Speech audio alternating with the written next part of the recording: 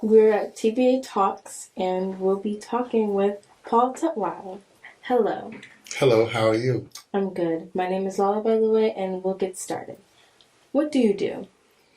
Well, I'm a real estate developer, and I manage a nonprofit corporation that helps rebuild poor communities. Mm-hmm.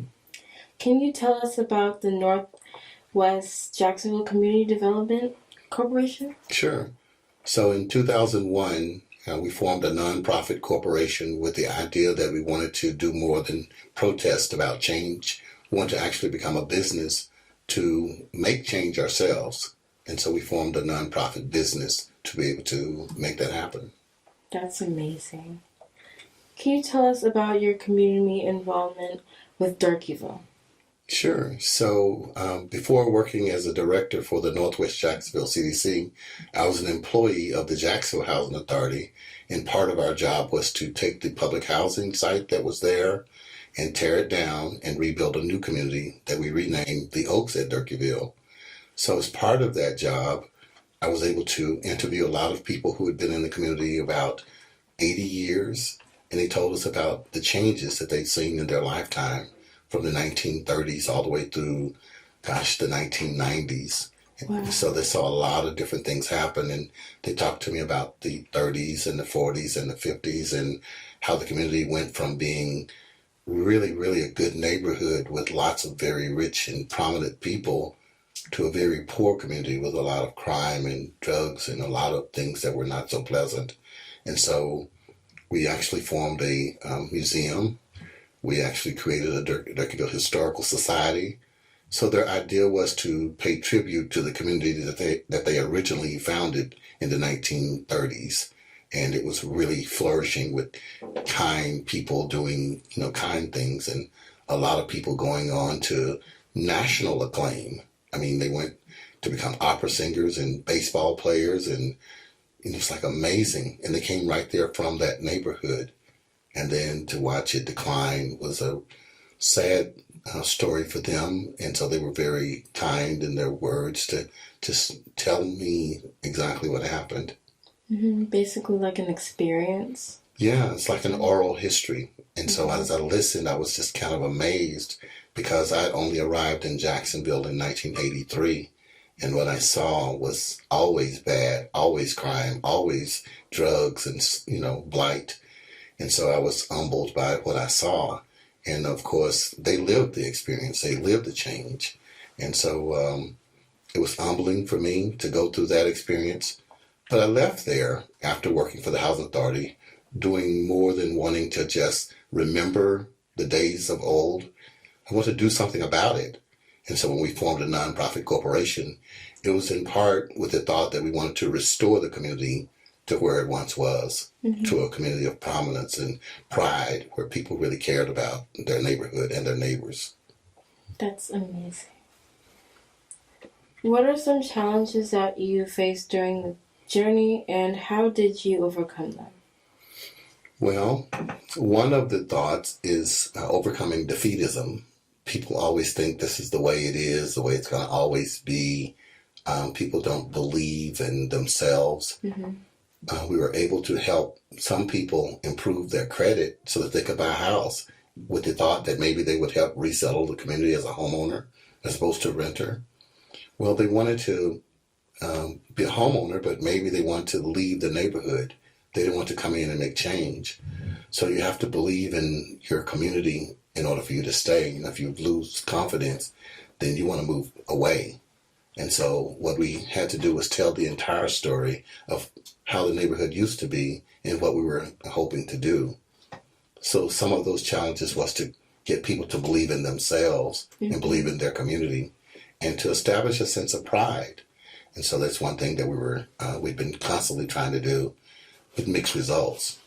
So now, 2024, it's almost a whole different way of looking at what we started, because now other people are buying up our properties and they're moving into the neighborhood and they see a grander future for those grounds than what we were trying to do with the original residents, which is both good and bad because change is inevitable. You have to kind of embrace it and become part of the change if we're successful. Exactly. That's important too, because if you don't succumb to change, then you'll never grow into something different or new. That's exactly right. Hmm. What do you love about Durkeeville? I love the history of Durkeeville. It's part of a cross of all of America in terms of the African American experience. It once was a flourishing community that had all kinds of people doing all kinds of things. You had shoe shine people, you had people who worked at the railroad, you had educators, you had business executives, all in one neighborhood, and it was flourishing. At that time, people had small shops. They could be florists, they could be tailors, and so everything was just going normal. During that era, it was a segregated time, and people were required to stay on a certain side of town in order to do business. It was just the way people accepted as norm. And so just understanding the journey of how when integration occurred, many people with means decided to leave because they wanted to become part of the American fabric. They wanted to go to other parts of town. But it left a void in the neighborhood of people with resources to buy goods and services. Mm-hmm. And at the same time, there were social changes that were occurring, like malls. So you no longer had small shops. People were going to the big mega malls. It kind of did away with the way people used to do business and how America was continuing to evolve. And why should people have to live in their own neighborhood? They could live wherever they can afford to. But the consequences of those decisions that were made resulted in the neighborhoods that I discovered in the 1980s as a poor neighborhood that was underdeveloped. No new businesses were coming in.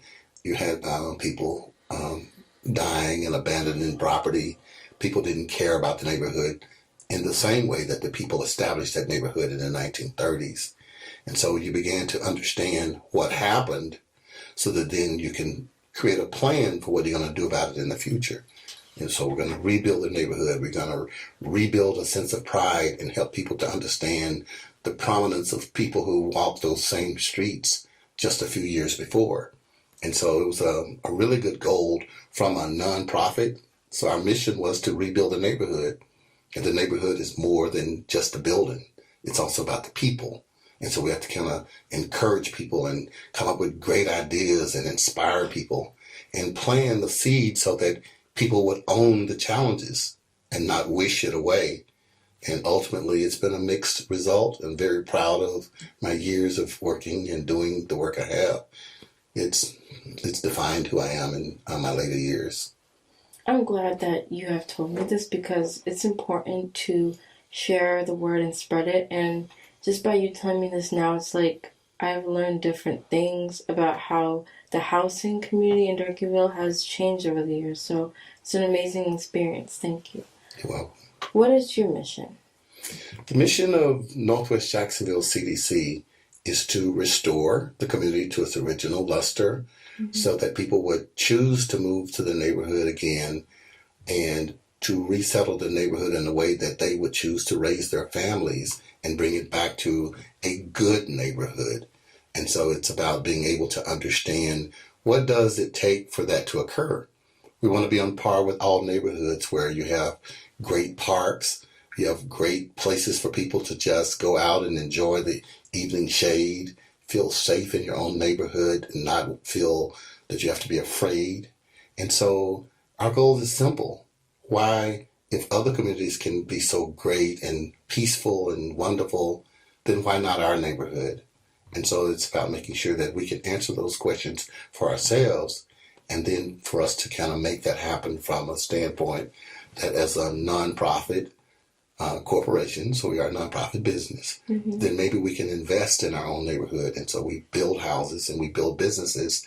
We do everything we can to do more than just wish that someone else would come in and do it. It's basically like you can do it yourself.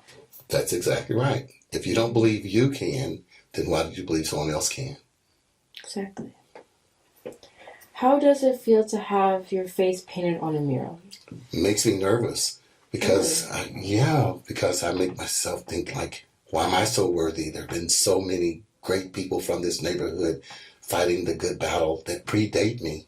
That, wow, what makes me more worthy than other people? So I'm humbled to be selected and thinking, oh my goodness, I don't know why me, but I am totally honored to receive such a tribute. Well, over the years, you have done amazing things for the community, like you said, and that's why they chose you, because you're an inspiration for the community. So we really appreciate your hard work and everything you've done for Durkeeville, sir.